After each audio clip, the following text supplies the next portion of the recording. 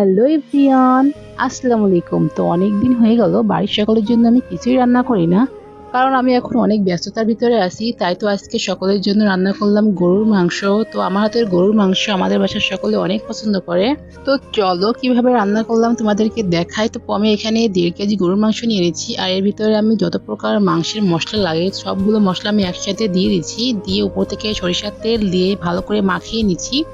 নিয়ে তারপর আমি অল্প একটু মশলা ধোয়া পানি দিয়ে দিব এর ভিতর, দিয়ে ঢাকনি দিয়ে আমি ঢেকে রাখবো।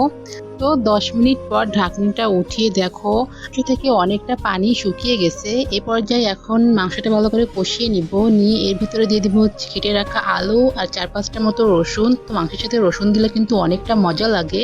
তো এ পর্যায়ে আমি 5-6 মিনিটের মতো মাংসটা ভালো করে কষিয়ে তার ভিতরে দিয়ে দিব এখন ঝোলের পানি। তো দিয়ে 10 মিনিট মতো রান্না করে নিলেই কিন্তু রেডি হয়ে যাবে মজাদার গরুর মাংসের ভুনা। আর আমার ভাইরা কিন্তু এভাবে মাংস রান্না করে দিলে অনেক মজা সহকারে ভাত খায়। এই জন্য আমি যখনই রান্না করি এইভাবেই মাংস রান্না করি। তো ভিডিওটা ভালো লাগলে অবশ্যই লাইক করো অ্যান্ড কমেন্ট করো। তো আজকের ভিডিওটা এই পর্যন্ত। সবাই ভালো থাকো, সুস্থ থাকো, অ্যান্ড আল্লাহ হাফেজ।